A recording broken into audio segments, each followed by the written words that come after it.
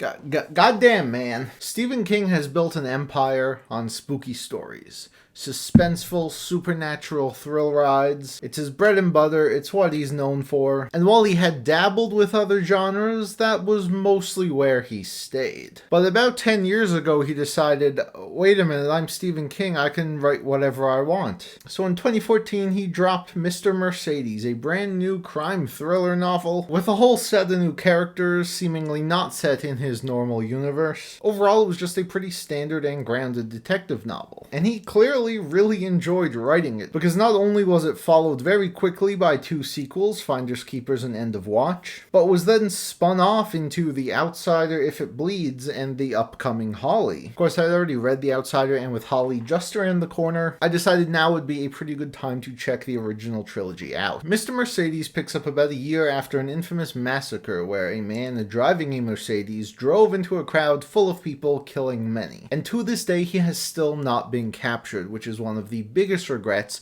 of recently retired detective Bill Hodges. And ever since he retired, Bill has not been doing great. He's sort of been spiraling. That is until one day when he receives a letter in the mail from the Mercedes killer, taunting him. Because this killer knows he got away with it, and he knows that it completely ruined Bill Hodges. So while planning his next move, he wants to have some fun. This new lead reinvigorates Bill, and he decides to go back at it, even though he technically isn't allowed to. You could say he's on that vigilante shit. And together with Holly Gibney, a very intelligent woman that he meets thanks to a family friend, they are, as you would say, on the case. Now, while this is kind of a genre switch up for King, it's also not really. In fact, I think if you are well read in his stuff, you will feel pretty at home with Mr. Mercedes. And that has to do with the other part of this book that I have yet to mention. Well, you may be assuming that, our characters will follow a series of clues and it will end with a big killer reveal, a big twist, their whole plan will be revealed. That's not really how King likes to do things. So, of course, half of this book is following Mr. Brady Hartsfield, the Mercedes killer. That's right, we are jumping back and forth between these two sides of the story. Brady, a very sick and twisted individual who has killed before and plans to kill again, and Bill and Holly, who are trying to find his identity and stop him. This creates a really interesting back and forth, as it's not really about things being revealed to you as the reader, as those things are being revealed as they are happening in real time. But it's more that we're watching two sides of this plot unfold, and we know that they are getting closer and closer to each other. We know what Hartsfield is planning, we know what Bill and Holly are discovering, but the suspense comes in not really knowing what's going to happen when these two paths intertwine. So you're still getting these big turns in the plot and surprising moments, just not always in the way that you might expect from a detective novel. But of course, as is the case with most King novels, the standout here is really with its characters. I had already become a Holly Gibney fan thanks to The Outsider, but Bill Hodges is also an absolutely fantastic character. Really interesting following an older main character who has had so much experience, seeing the toll that his failure to apprehend the killer had on him, and seeing how he builds himself back up was some really compelling stuff. And I also really enjoyed his relationship with Holly and some of the other characters as well. Then you have Brady. Now, if you've read other King books, Under the Dome, The Stand, many more, you know that he's really good at writing villains. And when I say villains, I mean people who are absolutely gone in the head. Brady is an incredibly sick and twisted person. Every minute you spend with him reiterates why he is an absolute garbage person, but also incredibly mentally unstable. So despite following him everywhere, he is still a very unpredictable character. And of course, you hating him so much works to the benefit of the novel, because it just makes you root for Bill and Holly even more to finally take him down. So yeah, this was a pretty solid book overall. I gave this one 4 stars.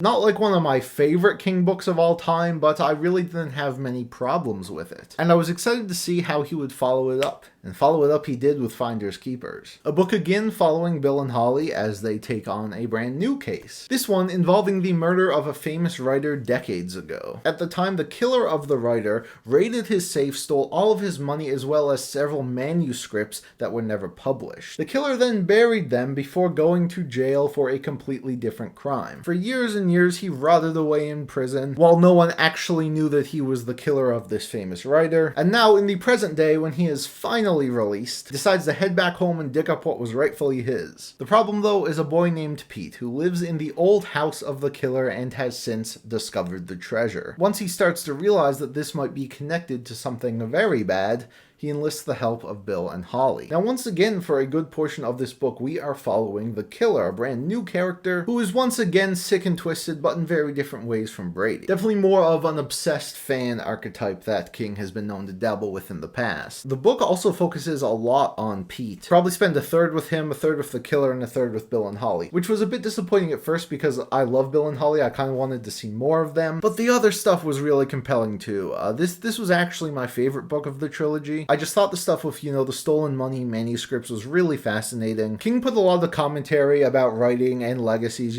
stuff that he's clearly thinking about in his older age. And, we still have a lot of the elements that made the first book work so well. So while I gave this one the same score of 4 stars, I was still really happy with it. Then we come to End of Watch. This one has a bit of an odd reputation, as a lot of people love it, but a lot of people really don't. I went into this knowing one thing about it, and it's not something that sort of came out of nowhere because it was technically teased in the other books, even though it wasn't like a huge focus. And it definitely wasn't surprising to me after reading The Outsider, but End of Watch takes the series into a supernatural direction. And if you were a fan of the more grounded nature of the first 2 books, I can definitely see why this could be a turnoff. But being a Stephen King fan, I was like, what do you mean? This sounds sick, bring it on. The plot details are pretty spoilery, so I'm gonna be light on those. But once again, we're following Bill and Holly as they have to solve another mystery, this time one supernatural in nature. And at the start, I was really enjoying what they were doing with it. It was very reminiscent of other King stories, when people gain supernatural abilities. And I like how the characters slowly realized they were dealing with something that should be impossible, and how they sort of had to come to terms with things like this being real. And at first I was thinking, why are so many King fans against this? This kind of just seems like standard King stuff. I get it. I get it now. The supernatural element of this book gets a bit silly. I mean absurdly, it...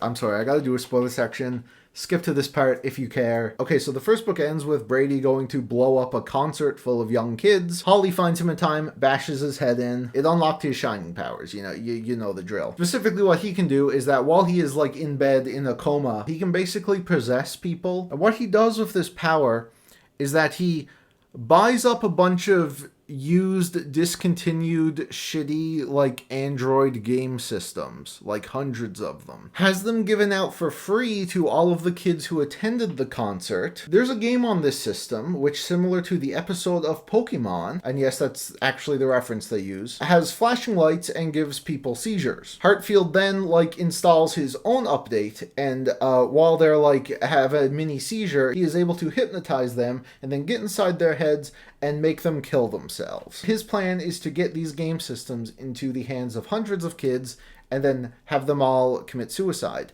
And he is actually successful with a good number of them. Now, this is really dumb. You're talking teenagers here.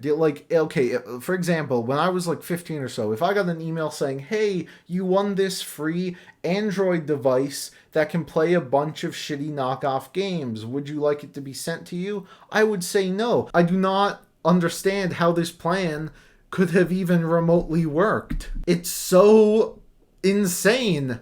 How did you think of this, King? That's a trick question. I know the man's come up with some absolutely bonkers stuff before, but those usually work in the stories that he's telling. I did enjoy some light supernatural stuff being added to this more grounded story, but this whole plot really did not work for me at all. Which is unfortunate because it did make me sort of check out and not really care about what was happening. The issue, though, is that his character work in this book is absolutely phenomenal. Especially the stuff with Bill. It's excellent, which makes me feel very conflicted on End of Watch. I did end up giving it 3 stars, okay, not a terrible score. The ending of the book was actually really nice and heartfelt, and I absolutely loved it. Just the overall conflict of this one just felt too much. It was too much, man. Which I never thought I would say for a Stephen King book, but